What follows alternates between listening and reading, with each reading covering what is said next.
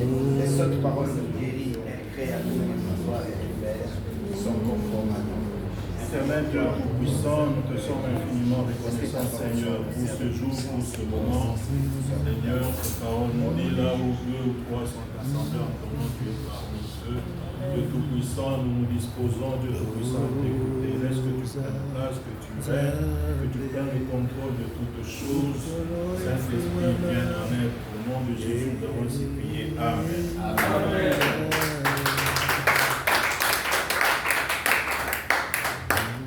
Shalom, bien-aimé. Shalom. Oui, nous remercions encore l'équipe de la dévotion qui nous a désignés pour exhorter ces 2 jours. Et hier, nous avons commencé notre exhortation qui avait pour sujet dans ta présence, relève-toi. Oui, nous allons faire un petit rappel. Hier, nous avons dit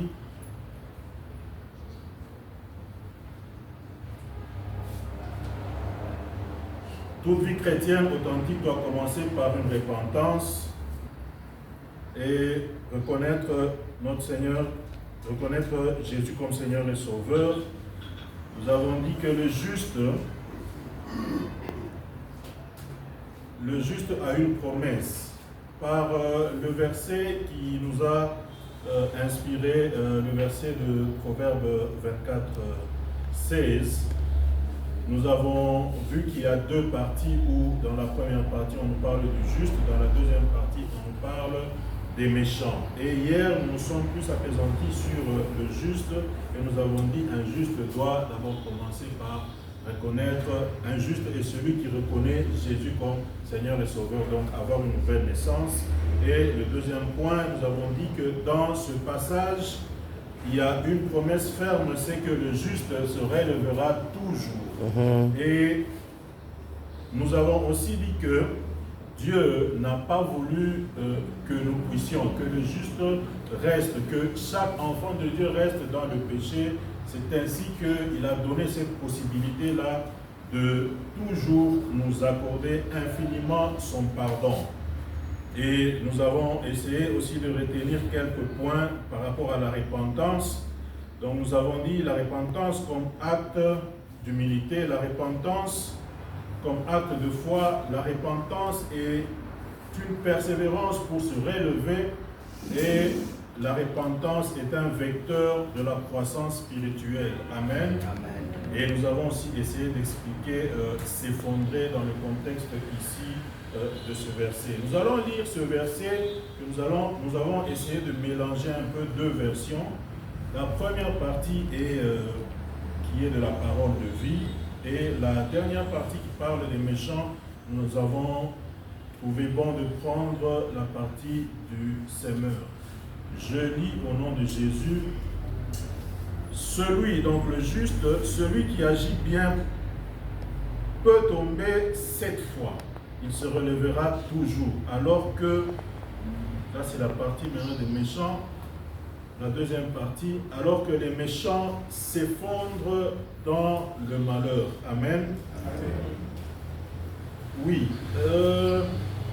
Aujourd'hui nous allons continuer, nous allons poursuivre avec cette deuxième partie. Dans notre deuxième partie, bien-aimés, la deuxième partie nous parle des méchants qui s'effondrent dans le malheur. Amen.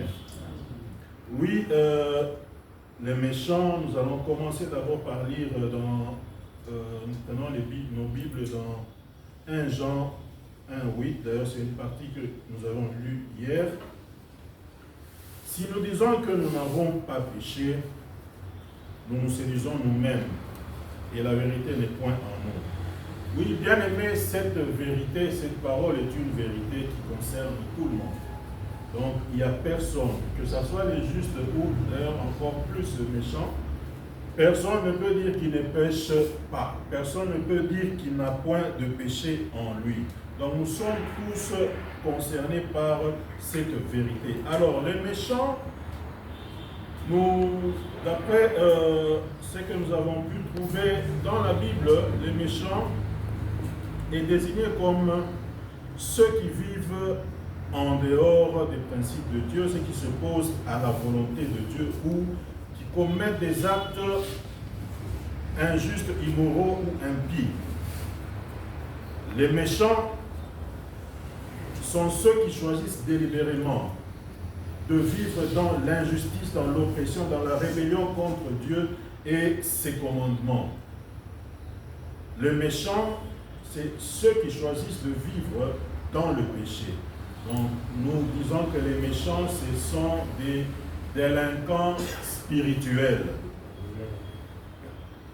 Nous pouvons prendre un exemple d'un méchant que nous connaissons bien, considéré comme méchant dans la Bible. Nous pouvons aller dans Exode. Nous pouvons prendre Exode 7. Exode 7, nous allons prendre juste le verset 14, et nous allons prendre aussi le verset 22, mais c'est une histoire que nous connaissons tous. Il s'agit de Pharaon. Je lis le verset 14. L'Éternel dit à Moïse, Pharaon a le cœur endurci, il refuse de laisser aller le peuple. Si nous allons dans le verset 22, mais les magiciens en Égypte firent autant par leur enchantement. Le cœur de Pharaon s'endurcit et il n'écouta point Moïse et Aaron selon ce que l'Éternel avait dit. Bien aimé, donc, dans ce passage, nous voyons comment Pharaon a délibérément choisi de ne pas suivre les recommandations de Dieu. Donc, Pharaon est un méchant. Pharaon a persécuté le peuple d'Israël. Pharaon n'a jamais voulu suivre les recommandations que le Seigneur lui avait faites. Bien aimé, dans nos vies, nous avons aussi des méchants. Il y a des gens qui refusent pratiquement aussi de reconnaître même Dieu. Il y a des gens qu'on appelle athées qui refusent de reconnaître Dieu. On peut aussi considérer toutes les autres personnes qui considèrent la chrétienté, le christianisme comme n'étant pas de Dieu. Personnellement, moi j'ai déjà, si je peux dire, je connais une expérience vraiment palpable de quelqu'un qui dit que Dieu n'existe pas, qui dit que même Satan n'existe pas. Alors quelquefois on se pose la question de savoir, d'abord lui-même, sa vie, si on vous la raconte, on voit que c'est vraiment la main de Dieu. C'est quelqu'un qui était perdu, abandonné dès le bas âge, qui a été ramassé. Je dis bien ramassé. Il partait là, il errait, mais quelqu'un l'a juste pris. De l'école primaire, il a fait l'université. Aujourd'hui, c'est une très grande personnalité. Bien sûr, elle ne vit pas ici. Mais cette personne-là dit que Dieu n'existe pas. Et les conséquences de cette vie bien-aimée, vous voyez, d'abord, sa vie, c'est une vie de débauche. Il a connu plusieurs femmes, mais il a eu 4 enfants avec 4 différentes femmes. Et maintenant, il faut voir la vie de ses enfants. Le premier enfant est comme lui. Lui aussi, il dit Dieu n'existe pas. Quand vous voyez sa vie, c'est le débauche. Le deuxième enfant, c'est un homosexuel. Le troisième, c'est une fille très intelligente. Toujours des distinctions même à l'université. Mais quand vous la voyez, c'est piercing à gauche, à droite, sur la langue, au nez, et elle se promène dans son véhicule avec le truc qu'on appelle chicha. C'est partout où elle veut, et sa vie, c'est quand il fait un peu noir, elle est dans une boîte de nuit.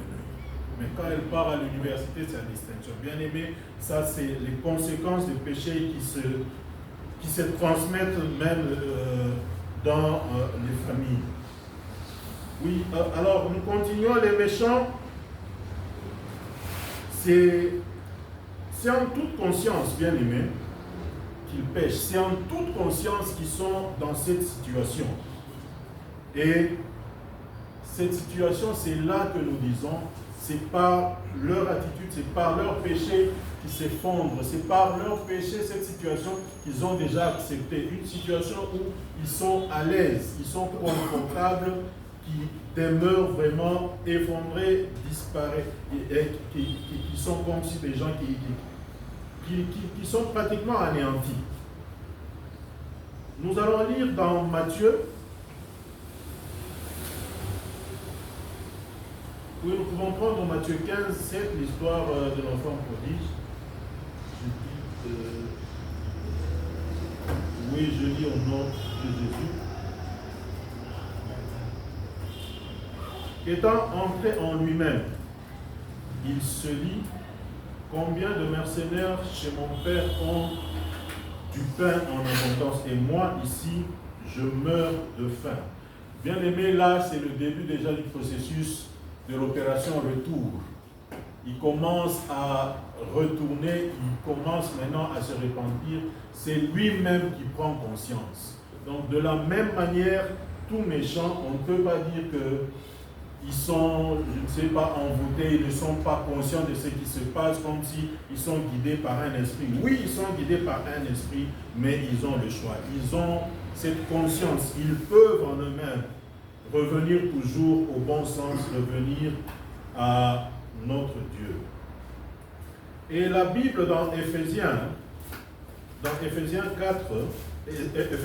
14, nous dit, c'est pour cela qu'il dit, c'est pour cela qu'il dit, réveille-toi, toi qui dors, relève-toi d'entre les morts, et Christ t'éclairera. Bien aimé, ici, l'apôtre Paul est en train de nous exhorter de rejeter tous les péchés.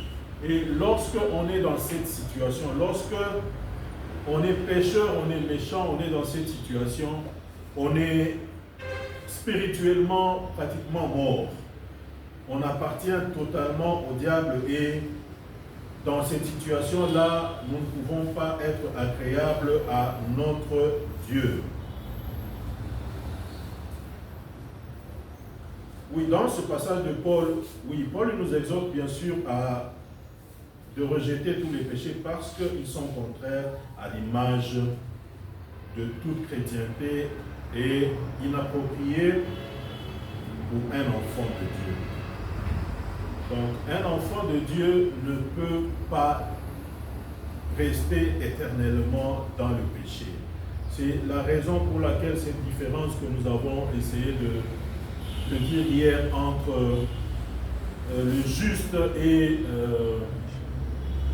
le méchant, c'est dans cette capacité-là de pouvoir se relever lorsque nous tombons. Le juste parce qu'il a Jésus en lui, il a un appui. Quand il se relève, il se répand, il reconnaît son péché, il se répand et le Seigneur Jésus peut le relever. Tandis que l'autre, le méchant, lui, il est là, il se plaît dans son péché, il est là et il y vit. Mais cela n'exclut pas que Dieu peut aussi, Dieu a cette possibilité, il a déjà donné cette ouverture, que celui qui vient à lui, il peut lui accorder le pardon des péchés et il peut aussi le relever après repentance. Si nous allons dans 1 Jean 1:9, que nous avons aussi lu hier, nous disons, je lis au nom de Jésus, si nous confessons nos péchés, il est fidèle et juste pour nous pardonner et pour nous purifier de toute iniquité. Donc, bien aimé, notre Dieu est là. Le problème, c'est d'aller vers lui. Même celui qui se dit il est pécheur, même celui qui dit qu'il ne connaît pas Dieu, mais il y a toujours des moments, d'ailleurs nous avons déjà suivi des gens qui vivaient dans le péché devant, des gens qui ne reconnaissaient pas Dieu, même certains athées, lorsqu'ils étaient dans le lit de l'hôpital, ils ont demandé à ce qu'on puisse prier pour eux. Oui, nous l'avons aussi vécu, je ne sais pas si vous avez vécu parmi nous, nous avions un ami qui était vraiment dans le péché, qui était dans une vie de débauche terrible avec beaucoup de dégâts, que ce soit dans sa famille, dans la famille de son épouse, dans le quartier entre les amis. C'était vraiment quelqu'un qui était dans cette vie de débauche. Il avait connu juste une petite opération d'appendicite. Tout le monde, on n'y pensait même pas. Il était à l'hôpital. Ça dégénérait dans moins d'un jour. Et ce jour-là, il avait demandé la prière et il avait dit à sa sœur, si Dieu me sort de cette situation, en tout cas, je vais changer de vie. Je n'aurai plus cette vie de péché. Je vais me repentir. Il a demandé à ce que sa sœur puisse prier pour lui. Mais malheureusement, il est parti. C'était trop tard pour lui. Bien aimé, il est très important pour tout le monde de prendre conscience de ses péchés. Parce que nous ne savons pas quand est-ce que le Seigneur peut nous surprendre. Quand est-ce qu'il peut venir. La Bible nous dit qu'il viendra comme un voleur. C'est n'importe quand, il peut te prendre n'importe où. Alors, il est temps pour nous, bien-aimés, de nous repentir, de prendre conscience, de toujours marcher selon ses instructions, selon que le Saint-Esprit nous conduit. Bien-aimés, que celui qui peut être méchant sache que Dieu est disposé. Dieu, il ne met pas de barrière. Notre Dieu, il veut que tous nous puissions lui appartenir. Il veut que nous puissions tous commencer à le suivre fidèlement. Alors le schéma est simple, bien-aimé, même pour celui qui a régné Dieu. Il peut venir à Dieu. Il peut l'accepter comme son Seigneur et Sauveur. Il peut se repentir de ses fautes. Et le Seigneur Jésus viendra et il le relèvera et il va marcher dans la voie de Dieu. Oui, bien aimé, alors nous allons essayer aussi, nous allons prier. Nous allons encore nous repentir. Parce que déjà, même si hier nous l'avons fait, même s'il y a quelques minutes nous nous sommes repentis, il y a quelques heures avant de venir ici, mais nous savons peut-être qu'en chemin, on a rencontré quelqu'un qui nous a énervés, on a dit peut-être de mauvaises choses, le péché est en train de nous guetter partout et à tout moment. Bien aimé, nous allons aussi encore revenir dans notre fond intérieur. Est-ce qu'il y a des choses auxquelles nous sommes attachés, mais que nous savons que ce sont des péchés? Bien-aimés, élevons nos voix. Répandons nos cœurs devant notre Dieu, qui est miséricordieux, qui est disposé à nous écouter, qui est disposé à nous pardonner. Élevons nos voix et prions. Dieu Tout-Puissant, Père Créateur du ciel et de la terre, merci pour ta présence. Seigneur, nous sommes là disposés, ô Dieu Tout-Puissant, à t'écouter. Nous sommes disposés, ô Dieu Tout-Puissant, à nous abandonner entre tes mains, Seigneur. Nous sommes disposés, Dieu Tout-Puissant, à laisser nos péchés. Venons auprès de toi, Dieu Tout-Puissant. Nous répandons, Seigneur, devant ta grandeur. Nous répandons, Dieu Créateur du ciel et de la terre, devant ta majesté, toi qui es notre Sauveur, toi qui as accepté, Dieu Tout-Puissant, de venir, Seigneur, te sacrifier pour nous, toi qui es notre Sauveur, Père Créateur du ciel et de la terre, accepte-nous, ô Dieu Tout-Puissant. Seigneur, je viens, ô Dieu de moi, remettre ce frère, Dieu Tout-Puissant, qui est perdu et qui n'a jamais, ô Dieu Tout-Puissant, donné sa vie. Frère Dieu Tout-Puissant, que tu touches, ô Dieu de gloire, afin qu'il revienne au bon sens et qu'il revienne à toi, Seigneur, qui se répande, Dieu Tout-Puissant, et qui donne sa vie, Dieu Tout-Puissant, à toi. Le Créateur du ciel et de la terre, agir dans nos vies. Merci, Dieu Tout-Puissant, pour ta présence. Merci, Seigneur, parce que tu es merci, Seigneur. Comptons sur ta grâce, nous espérons en toi.